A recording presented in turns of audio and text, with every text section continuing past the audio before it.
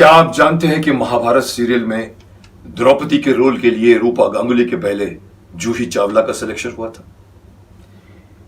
क्या आप जानते हैं कि कृष्णा के लिए सबसे पहले भीष्मा के फादर यानी शांतनु ऋषभ शुक्ला का सिलेक्शन होने वाला था? क्या आप ये जानते हैं कि अर्जुन के लिए राज बब्बर बहुत इंटरेस्टेड थे, वो अर्जुन बनना चाहते थे? ऐसे कई से कास्टिंग को लेकर ऐसी कई सी बातें हैं, कैसी कई कई रहस्य हैं जो मैं आज आप लोगों को बताना चाहता हूं। इससे पहले मैं आपको यह बात भी बता दूं कि महाभारत अगर इतनी बड़ी हिट हुई है, इसके पीछे पूरी टीम का योगदान है। उसमें जितने भी बड़े बड़े प्लस पॉइंट्स हैं, उसमें अगर एक बड़े प्लस पॉइंट को अगर हम गौर करें तो वो कास्टिंग का था। महाभारत की कास्टिंग इतनी परफेक्ट हुई थी कि आज 30 साल के बाद में भी लोग उनको उनके कैरेक्टर से जानते हैं। यही प्रॉब्लम है आज के जितने भी महाभारत 3 या 4 बनी थी, उसमें सबसे बड़ा वीक पॉइंट जो मुझे नजर आता है, और काफी लोग मेरी बात से हाँ भी कहते हैं कि कास्टिंग में वो बात नहीं थी जो आपकी कास्टिंग में थी। रीजन यही है कि हमने कास्टिंग में बहुत मेहनत की थी। गूफी पेंट्रेल जिसने शकुनी का रोल किया था, उसे कास्टिंग का पूरा इंचार्ज बना दिया था। उसको एक छोटी सी एक ऑफिस दी थी, जो बीआर ऑफिस के बीच में एक छोटी सी ऑफिस, एक कमरा होता था। हम लोग जितने भी आते थे सब उसको विजिट करते थे। उसके सामने एक नोटिस बोर्ड रहता था जिसमें कैरेक्टरों का नाम लिखा रहता था, भीष्मा, कृष्णा, अर्जुन, भीम, नकुल, और उसके आगे जगह छोड़ी जाती थी कि कौन करने वाला वो नाम लिखने के लिए, और एपिसोड कौन से एपिसोड में उसका काम होगा। इतनी तैयारियां थी हमारे महाभारत में कास्टिंग को लेकर। तो मैं समझता हूं कि आप तो सीरियल देख रहे हैं, आपको मैं चंद अंदर की बातें, जैसे हम कहते हैं ना, पर्दे के पीछे की बातें बताना चाहूंगा। तो चलिए हम शुरुआत करते हैं द्रौपदी को लेकर। द्रौपदी जब सीरियल शुरू होने जा रही थी तो ये बात बाहर भी आई थी कि जूही चावला को इन्होंने अप्रोच किया था, और जूही चावला ने शायद हाँ भी बोल दिया था। लेकिन जूही चावला उस वक्त इतनी बड़ी स्टार नहीं थी जितनी आज है। और फिर कहीं ना कहीं शायद मैं आपको बता दूं, ये 1988-89 का दौर ये है कि जहां कई लोग जो इंडस्ट्री में आए थे वो उनकी शुरुआत थी, और महाभारत करना सब चाहते थे, लेकिन फर्स्ट प्रेफरेंस फिल्मों की होती थी। गूफी पेंट्रेल का काम ही यही था कि एक्टरों को अप्रोच करना। मुझे भी अप्रोच किया उन्होंने, और काफ़ी मेहनत की। सबको बुलाया जाता था, उनका स्क्रीन टेस्ट होता था, ऑडिशन होता था, उन्हें डायलॉग दिए जाते थे, उन्हें मेकअप करना पड़ता था। जैसे कि मैं 15 फिल्मों का हीरो के बाद भी मैंने मुकुट पहनकर, मूछ लगाकर, धोती और ड्रेस पहनकर मैंने भी ऑडिशन दिया था। ऐसे हर लोग अपने अपने ऑडिशन देकर वहां से गए थे। तो मैं आपको बता दूं कि हो सकता है कि जूही चावला को फिल्म मिल गई होगी, इसलिए जूही चावला नहीं कर पाई। उसके बाद में मैं आपको बता दूं, एक और 2 नाम कंसीडर हुए थे। एक तो रामैया कृष्णा साउथ की, जिसको आपने अभी बाहुबली में देखा होगा, और दूसरी थी रूपा गांगुली। रूपा गांगुली क्यों बाजी मार गई? क्योंकि रूपा गांगुली बंगाल की थी, लेकिन उसकी हिंदी अच्छी थी, इसलिए अल्टीमेटली द्रौपदी बनी रूपा गांगुली। उसके बाद इंटरेस्टिंग जो अगर किसी और रोल के बीच में जो ट्विस्ट एंड टर्न्स आए, तो वो एक था कृष्णा, जो महाभारत का महानायक है। बड़ी इंपॉर्टेंट कास्टिंग थी उसकी, कौन बनेगा कृष्णा। जहां तक मुझे याद है कि उस वक्त पूरी फिल्म इंडस्ट्री में खलबली मच गई थी कि चोपड़ा साहब जो है वो महाभारत बनाने जा रहे हैं। कई एक्टरों के दिल में ये इच्छा जागी थी कि तमन्ना जागी थी कि वो भी महाभारत करें। एक एक्टर तो बीआर ऑफिस पहुंच गया और गूफी के कैबिन में जाके बोला, गूफी को उसने धमकी दी कि भाई कल रात मैंने एक सपना देखा जिसमें श्री कृष्ण आए और उन्होंने कहा भाई कृष्ण तो तुम ही हो, तो भाई मुझे बना लो वरना बहुत बुरा होगा। अब गूफी ने उनका ऑडिशन तो लिया, पर डेफिनेटली कंसीडर तो नहीं हुआ। तो ये चल रहा था उस वक्त जब हमारी महाभारत बन रही थी। पूरे देश में खलबली मची हुई थी। हर आदमी चाहता था कि हम कृष्णा बने, बिकॉज कृष्णा एक्चुअली देखा जाए तो हीरो तो मैं अपने हिसाब से कहूंगा तो हीरो महाभारत का अर्जुन था, जो मैं करना चाहता था, या कर्ण था, जो मैं करना चाहता था।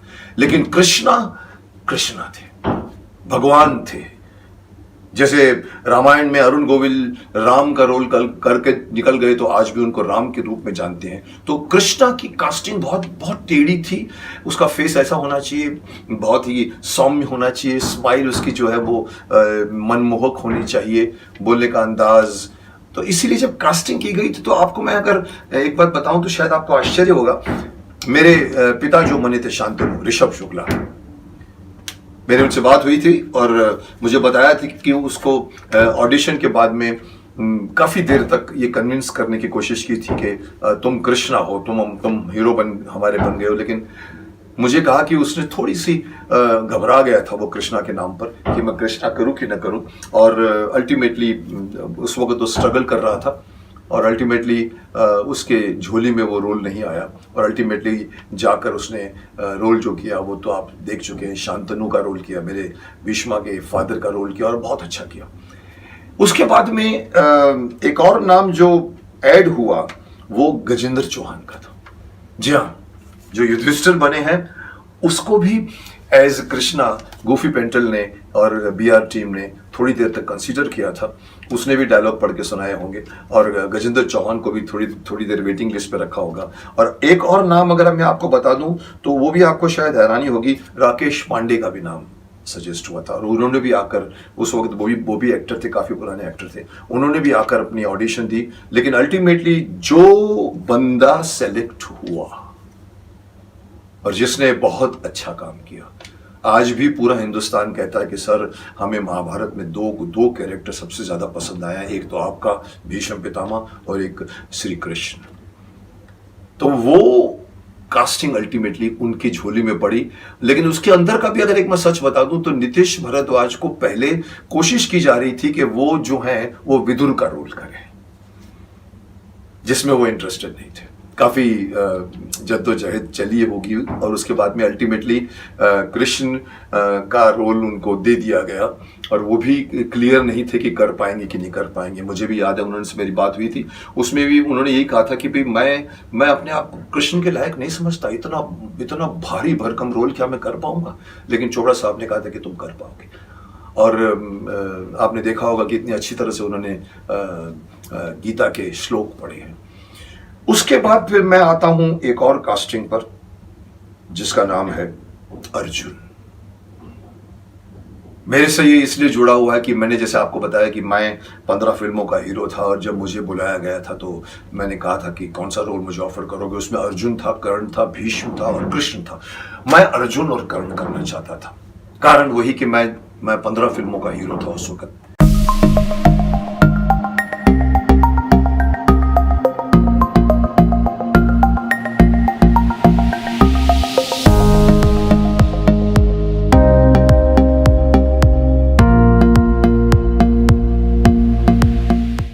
इसलिए मैं और कुछ नहीं करना चाहता था। मेरा एम था अर्जुन और कर्ण, लेकिन मेरी किस्मत में आयुष्मान भव कहने लिखा होगा। मैं अपनी बात में आपने कहूंगा कि मैं इंटरेस्टेड था, लेकिन मेरे सामने ही मैं अपनी कहानी आपको फिर कभी पूरी बताऊंगा। जहां मुझे पहला ऑफर रोल किया गया था वो दुर्योधन का था, लेकिन अल्टीमेटली मैंने देखा कि अर्जुन, मैं उस वक्त ऑफिस में आना जाना मेरा शुरू हो गया था। ये ऑफिस बीआर चोपड़ा साहब के ऑफिस है, जिस ओनली ऑफिस जहां पर मैं जाकर बैठ के चाय पीता था। मैं 40 साल से इस फिल्म इंडस्ट्री में हूं, लेकिन आज तक मैं किसी ऑफिस में जाकर बार बार चक्कर नहीं लगाया मैंने। लेकिन वो मुझे अच्छी लगी ऑफिस। चोपड़ा साहब बैठते थे, डॉक्टर राही साहब बैठते थे साथ में, पंडित नरेंद्र शर्मा जी बैठते थे, सतीश भटनागर जी बैठते थे, भृंग तुपकरी जी बैठते थे। ये पूरी टीम थी राइटरों की। म्यूजिक डायरेक्टर बैठते थे, रवि चोपड़ा बैठते थे, मैं भी बीच में एक कुर्सी लेके बैठ जाता था और मुझे मजा आता था उन लोगों को डिस्कशन में। तो मुझे याद है कि अर्जुन का सिलेक्शन मैं आपको बताऊंगा काफी इंटरेस्टिंग था मेरे लिए भी, और आप लोगों के लिए भी इंटरेस्टिंग बात होगी कि अर्जुन ने खुद कांटेक्ट नहीं किया था। मैं ऑफिस में बैठा था और डॉक्टर साहब के मुंह से निकला, अरे आमा हमने कल अर्जुन देखा, अर्जुन। और मेरे कान खड़े हो गए क्योंकि मैं खुद करना चाहता था अर्जुन। तो मैंने इधर देखा तो बोला, वो कल हम एक हम सीरियल देख रहे थे जिसका नाम है कहां गए वो लोग। आपको याद होगा उस वक्त तो सीरियल चलती थी, शायद धीरज कुमार बनाते थे। उसमें हमने एक कैरेक्टर देखा फिरोज का। अब मेरे दिमाग में एंटेना मेरा खड़ा हो गया और मुझे लगा कि ये रोल मेरे हाथ से गया, क्योंकि मैंने उसको इत्तफाकन उसको मैंने एक प्ले में डायरेक्ट किया है। मैं गवर्नमेंट लॉ कॉलेज में पढ़ता था, वो बांद्रा के किसी कॉलेज में पढ़ता था। वहाँ पर एक प्ले था और रंगमंच रोता रहा।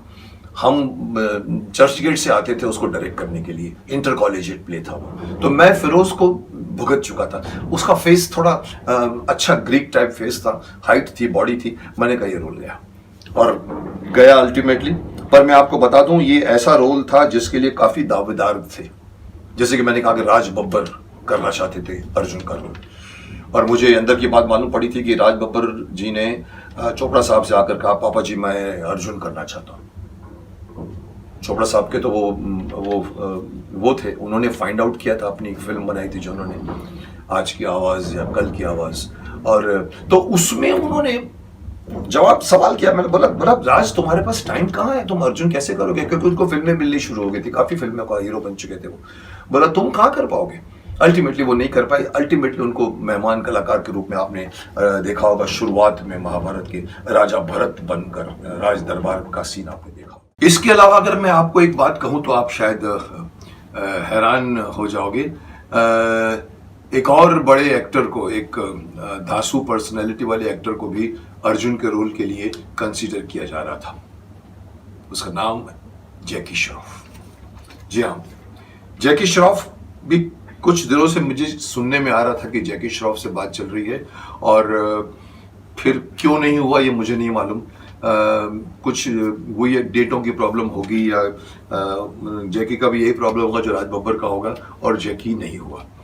हो जाता तो अगर मुझसे पूछो तो एक अच्छा फेस, अच्छी पर्सनैलिटी थी अर्जुन के लिए, और वो अगर करता तो एक थोड़ा सा ग्लैमरस आ जाता इस पूरे प्रोजेक्ट में। लेकिन इसका मतलब ये नहीं है कि फिरोज खान ने, अर्जुन ने अच्छा काम नहीं किया।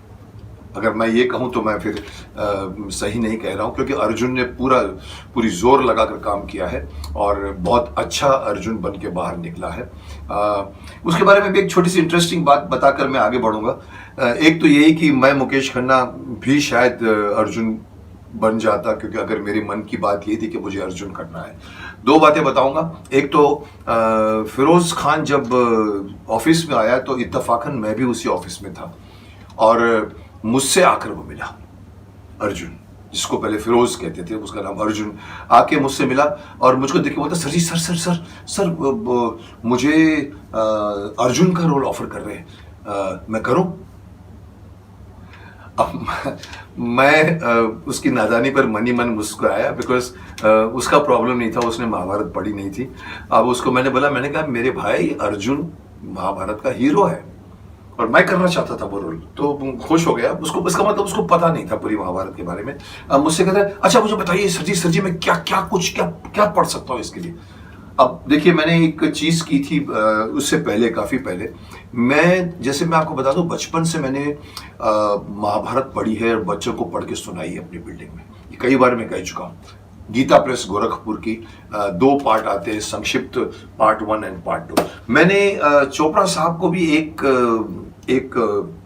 पैकेज, मतलब 1 और 2, और वैसे ही मैंने डॉक्टर राही साहब को भी दोनों लाके मैंने भेंट की थी। मैंने कहा सर ये मेरी तरफ से रखिए, सर इसको पढ़िए, इसके अंदर बहुत ब्यूटीफुल ये आपके काम है। हर पेज के ऊपर फोटोग्राफ्स थे, चाहे वो घटोत्कच हो, चाहे वो अर्जुन हो, चाहे वो भीष्म हो।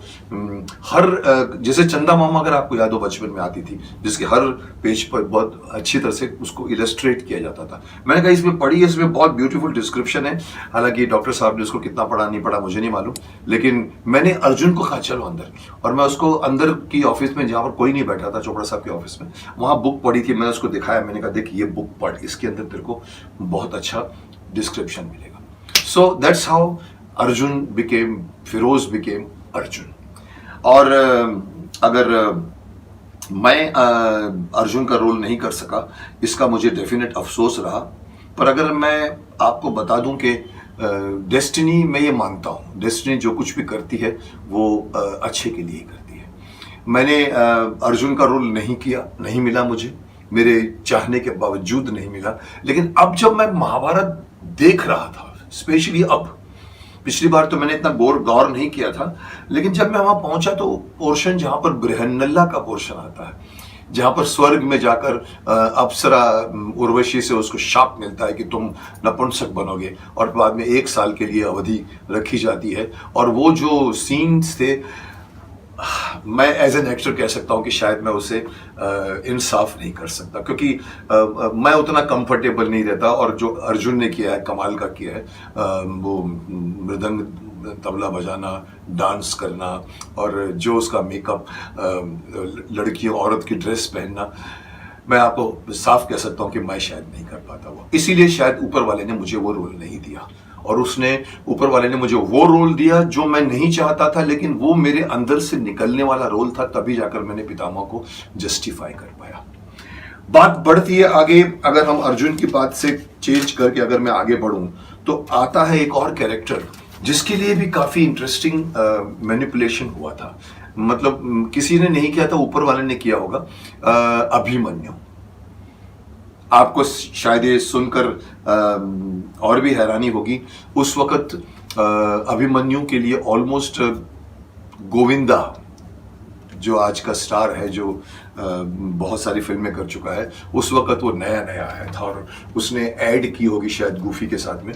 तो गोविंदा ने ऑडिशन दिया था और वो सेलेक्ट भी हो गया था ऑलमोस्ट।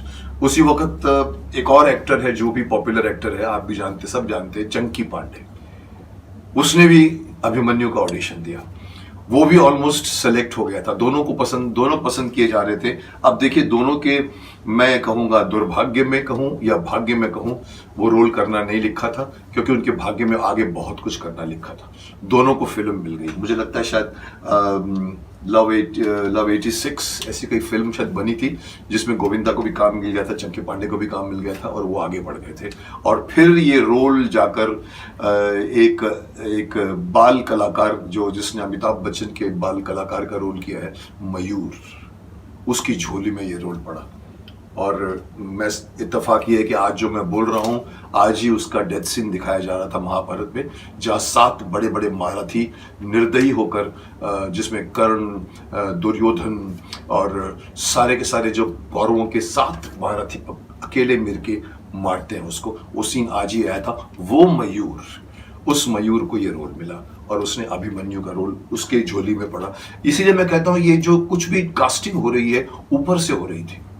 नीचे वाले कोशिश कर रहे थे, लेकिन बात बन रही थी जो ऊपर वाला चाहता था। जैसे मैं अपनी बात स्टार्ट करूं, मुझे दुर्योधन बनाया जा रहा था और मैं बना जाके भीष्म पितामह। अब अभिमन्यु के आगे अगर मैं बढ़ूं, तो एक और इंटरेस्टिंग कॉम्बिनेशन हो रहा था, या बन जाता या नहीं बना, वो था दुर्योधन का। अब दुर्योधन में कोई बहुत ज्यादा तिकड़मबाजी नहीं हुई, सिर्फ इतना हुआ कि मुझे ऑफर किया गया था और मैंने मना कर दिया गया था, और अल्टीमेटली जाके वो दुर्योधन के हाथ में आया। अब दुर्योधन की भी अपनी कहानी थी, यानी पुनीत इस्सर के हाथ में आया, और पुनीत इस्सर ने फिर दुर्योधन के रोल के साथ बहुत बहुत इंसाफी की और उसको सेलेक्ट किया। लेकिन उसके सिलेक्शन में भी थोड़ी सी खींचातानी चली थी, मैं वो आपको बताता हूं जब हम आगे आते हैं भीम के रोल पर। सो दुर्योधन में मैं होता और मैं नहीं था, इसलिए पुनीत हुआ। अब जब भीम का रोल की बात हुई, तो यहीं पर वो पुनीत इस्सर की बात मैं आपको बताना चाहूंगा, जो उसने भी कई बार बताई है हमको या आप लोगों को, कि ये भी मैंने भी शायद पहली बार उसके मुंह से सुना था। बोला, मैं जब गया था, मुझे बुलाया गया था, मेरा ऑडिशन हुआ था, उस ऑडिशन में चोपड़ा कैंप ने, चोपड़ा साहब ने, पापा जी ने, इवन गूफी पेंटल ने मुझे एक खुशखबरी दी कि तुम्हें चाहते हैं कि तुम भीम का रोल करो, तुम भीम के लिए बहुत फिट हो। अब वो कहते हैं कि मेरे अंदर से मुझे दुर्योधन करना था, और उन्होंने कहा था कि तुम, हमको मिलेगा नहीं कोई तुम्हारी तरह बॉडी का, तुम भीम ही करो, तुम भीम के लायक हो। और उसके बोलता, काफी मैंने उनको समझाया कि मैं दुर्योधन बहुत अच्छा कर सकता हूँ। और उस वक्त दुर्योधन की, पुनीत इस्सर की इमेज जो थी, वो कुली से, अमिताभ बच्चन से बाहर निकली हुई इमेज थी, फिल्मों में फिल्म कर रहा था। तो उस वक्त उसको दिमाग में पता नहीं क्या पुनीत ने बताया, कि मेरे दिमाग में आया कि मैंने उनको बताया कि उनको लगा कि मेरी हिंदी इतनी अच्छी नहीं है, तो मैंने उनको जयद्रथ वध उससे आता था, एक स्टेज प्ले है, उसको पूरा जयद्रथ वध उसने उन चोपड़ा साहब के सामने करके बताया, जस्ट टू प्रूव कि ही कैन डू दुर्योधन। तो उसको अल्टीमेटली सोचना पड़ा कि क्या करूं कि मेरे पे से दिमाग इनका हट जाए भीम का। तो उसके मतलब मेरे दिमाग में आया एक बहुत जायंट, जो एक हमारे एथलीट, हमारा जो स्पोर्ट्समैन था जिसका नाम है प्रवीण कुमार, दिल्ली में रहता था, उसको ये जानता था कि वो 6 फीट आई थिंक 7 इंच है या 6 इंचेस है। उसको जाके पकड़ा, दुर्योधन कहते हैं मैंने जाके उनको पकड़ा, बोला यार तुमको लोग भीम चाहते हैं, तुम आओ। अब वो प्रवीण कुमार को भी करना नहीं था, लेकिन एक सामने से एक ऑफर आ रहा है रोल, तो प्रवीण ने भी बाद में कहा था कि मैं आया और मैं बीआर ऑफिस में घुसा। मतलब मैं जैसे ही घुसा, मतलब मुझे करने का कोई दिल तो था नहीं, पर जैसे ही मैं घुसा तो ऑलमोस्ट सबकी आंखें के अंदर चमक आ गई। उनको लगा रही है तो हमारा भीम चला आ रहा है। इवन डॉक्टर साहब के मुंह से निकला ही तो हमारा भीम चला आ रहा है। और दुर्योधन खुश हो गया कि चलो ये मेरे से ये बला टली, और दुर्योधन ने प्रवीण कुमार को इनको पेश किया और अपना चंगुल छुड़ाया, और फिर जाके उन्होंने कन्विंस किया कि मैं दुर्योधन कर सकता हूं। तो इस तरह से पुनीत इसर जो है वो दुर्योधन बन गया। अब हम आगे आते हैं एक और रोल के ऊपर, जो अगेन जिसमें मैं फिर इन्वॉल्व हूं, द्रोणाचार्य। आगे जाकर मैं आपको अपनी पूरी कहानी सुनाऊंगा कि किस तरह से मैं भीष्म बना, लेकिन यहां पर मैं उसका थोड़ा सा ट्रेलर देना चाहता हूं कि मुझे वेट करते करते करते करते एंड में जो रोल ऑफर हुआ था उसका नाम था द्रोणाचार्य। मुझे गूफी का फोन आया था, कहा मुकेश एक ही रोल बचा है, तुम करोगे कि नहीं करोगे पता नहीं मेरे को। मैंने कहा कौन सा? बोला द्रोणाचार्य। मैंने कहा चल करता हूं। एक सेकंड नहीं लिया मैंने ना करने को, और मैंने फिर द्रोणाचार्य का रोल किया। और मुझे याद है कि द्रोणाचार्य का रोल तो टाइम था, महाभारत का मुहूर्त हुआ। पहला सीन आपने देखा होगा राज बब्बर का, राजा भरत में। और उसके बाद में जो इनके चोपड़ा साहब में हमेशा यज्ञ होता है, हवन होता है हर संडे। चोपड़ा साहब की बहुत अच्छी बात मुझे पता लगी थी, और करते थे जिंदगी भर। उन्होंने हर संडे अपने घर में यज्ञ रखते थे। मुझे एक बार कहा था, मतलब मैं ये यज्ञ रखता हूँ मुकेश, मेरा रीजन ये भी है कि एक तो बहुत अच्छी बात है यज्ञ करना, और दूसरा इस बहाने मेरे सारे फैमिली मेंबर्स आते हैं, संडे को आके मिलते हैं। मैंने कहा बहुत अच्छा करते हैं। तो वहां पर पूजा हुई, आई थिंक सेट स्टूडियो था, और वहां पर पूजा के बाद में एक फोटो सेशन हुआ। एक बहुत बड़ी एक बड़ा वो बना के रखा था, सीढ़ियां, उस पर हम सब खड़े हो गए, कुछ 30 40 50 आदमी जो आर्टिस्ट जो सेलेक्ट हो गए थे। और वो फोटोग्राफ करने के टाइम पे मैं इत्तेफाक से मैं खड़ा हुआ था इसके साथ में, राज बब्बर के साथ में। राज बब्बर मुझे जानते थे क्योंकि राज बब्बर मेरी पहली फिल्म मेरी जो थी खूनी, आई थिंक उसके सेट पर इस राज बब्बर का ऑडिशन हुआ था। तो मुझे उन्होंने पूछा, सर जी आप क्या कर रहे हैं? फोटो खिंचाते खिंचाते, अब पता नहीं मेरे मुंह से क्यों निकला, फटाक से निकला। मैंने कहा अभी तक तो मैं द्रोणाचार्य हूं। बोला अच्छा अच्छा अच्छा। अब देखिए डेस्टिनी में कुछ और लिखा हुआ था। 8 दिन के अंदर गूफी का फोन आया, मुकेश तुम आ जाओ। मैंने कहा मैं कैसे आ सकता हूँ, बच्चे पैदा भी नहीं होंगे, बड़े होंगे, फिर गुरु आएगा। बोला नहीं कुछ चक्कर चल गया। अब चक्कर ये चल गया था कि जो मुझे कहा कि अब तुम भीष्म कर रहे हो।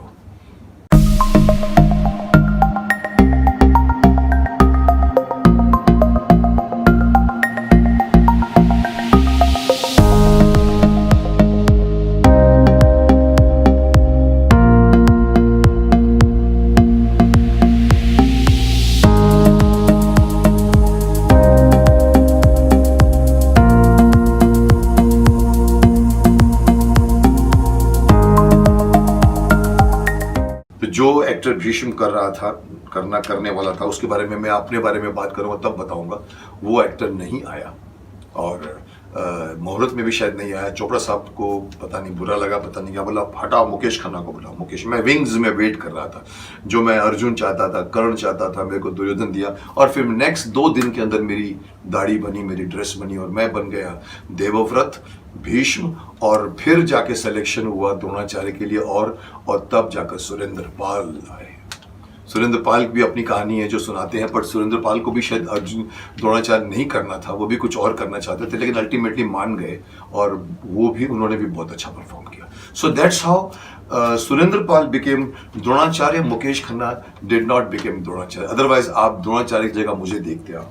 उसके बाद में मैं अभी एक और रोल की बात करूंगा जिसमें अगेन मैं इन्वॉल्व हूं, क्योंकि मैंने जैसे आपको कहा था कि मैं अर्जुन करना चाहता था, उसके अलावा एक और रोल मैं जो करना चाहता था वो कर्ण का रोल था. कर्ण भी मेरे सामने मैं जब ऑफिस में बैठता था, अर्जुन तो चला गया फिरोज लेकर, तो मुझे पता लगा कि उनको पंकज धीर नाम का एक एक्टर मिला है.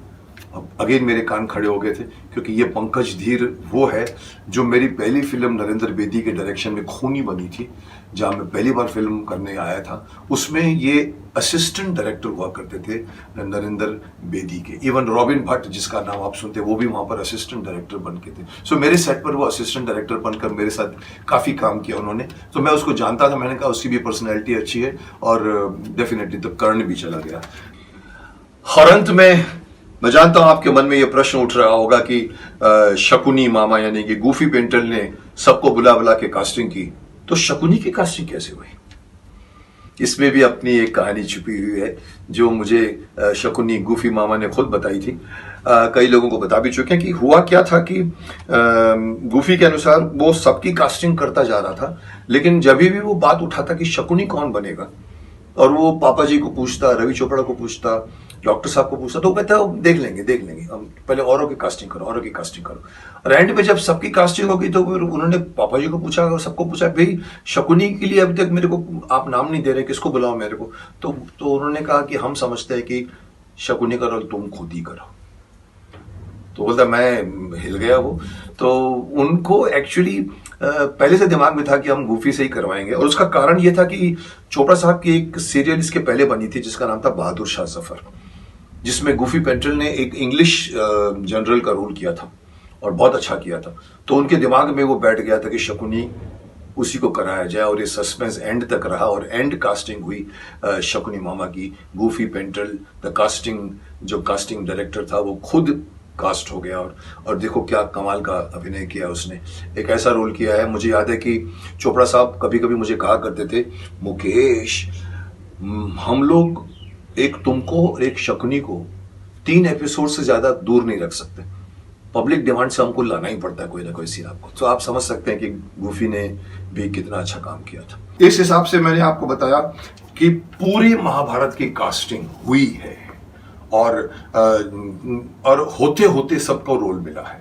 कोई ये नहीं है कि चलो गूफी ने कहा चल मुकेश तुम दुर्योधन, चल नीतीश तुम कृष्ण, चल द्रौपदी जो है वो ये, ऐसा नहीं. जो माफ करना मुझे लोग मेरी बात को बुरा मानते हैं, आज की सारी महाभारतें जितनी भी बनी हैं बाद की, मुझे नहीं लगता कि जितनी मेहनत हमने अपनी, गूफी ने जितनी मेहनत की, BR कैंप ने जितनी मेहनत की. मुझे बताया गया था कि अभी मेरी बात सुबह शांतनु से हुई, जिससे मैंने ये बात जानी कि उनको कृष्ण का रोल ऑफर किया था. बोला फिल्मिस्तान का फ्लोर बुक किया गया था. मुकेश तुम मानोगे नहीं, वहां पर सैकड़ों लोग सिर दिख रहे थे, और वो ऑडिशन देने आए थे महाभारत के लिए, जहां पर उसके ऑडिशन के बाद उसको कृष्ण का रोल ऑफर किया गूफी ने. तो अब देखिए, मैं ये एक बात कहना चाहता हूं जो कई लोगों को बुरी लगती है कि आज की महाभारत मुझे पसंद क्यों नहीं आती. मैं क्यों बार बार कहता हूं कि सारे पांडव 6 पैक दिखते हैं, कोई पांडव नहीं दिखता मुझे. तो एंड में मैं यही कहना चाहूंगा कि मैं जो बार बार कहता हूं कि ये 4 महाभारतें बनी हैं, उसमें सब पॉपुलर एक्टरों को कुछ भी बना दिया, जिनका काम कि चलो ये तुम भीष्म बन जाओ, ये द्रौपदी बन जाएगी, वो बन जाएगी. ऐसी ऑडिशन नहीं हुई होगी जो हमारी 1988-89 में हुई थी. तब जाकर हमने आज हर हमारा अर्जुन दिखता है, भीष्म दिखता है, कृष्ण दिखता है. आज माफ करना लोगों को बुरा लगे, लेकिन पांडव आज के दिखते हैं. जितने भी कैरेक्टर है, माइथोलॉजिकल फेस अलग होता है, माइथोलॉजिकल फेस ढूंढना पड़ता है. इन्होंने डेली सोप बना दिया है, और उसमें सबसे बड़ी जो इनकी एक कमी थी वो ये है कि इन्होंने, मुझे नहीं लगता कि ऑडिशन करके आर्टिस्टों का सिलेक्शन हुआ है. वहाँ TRP पॉपुलैरिटी के हिसाब से डेली सोप के चढ़ने वाले आर्टिस्टों को पकड़ा है. जैसे कि भीष्म पितामह सबसे पहले जो बने थे एकता कपूर में रोनित रॉय को लिया था, बड़ा स्टार था टीवी में उस वक्त, और उसको बना दिया था। और वो मेरे को ऑब्जेक्शन ये है कि आप महाभारत नए लोगों से बनाओगे तो अच्छी बनेगी, जल्दी बनेगी और लोग एक्सेप्ट करेंगे। तो मैं ये बात कहूँगा कि ये हमारे महाभारत की, और एक और अच्छी बात बता दूं आपको कि इस वक्त इस जो मैं बोल रहा हूं उसकी जांच पड़ताल आप खुद कर सकते हैं। इस वक्त सैटेलाइट के ऊपर 3-3 महाभारतें चल रही हैं, 2-2, एक हमारी महाभारत भी अभी शिफ्ट हुई है सैटेलाइट चैनल पर, और उसी चैनल पर उनके एक और चैनल पर एक और स्टार की अपनी खुद की महाभारत चल रही है। अब दुनिया के पास सामने, जैसे मैं बोलता था रामायण महाभारत कभी साथ में नहीं आ सकती, 2-2 महाभारतें एक साथ में चल रही है। आप खुद देख लीजिए और डिसाइड कर लीजिए। तो ये थी कहानी महाभारत के कास्टिंग की, जिसकी वजह से महाभारत आज भी देखी जाती है।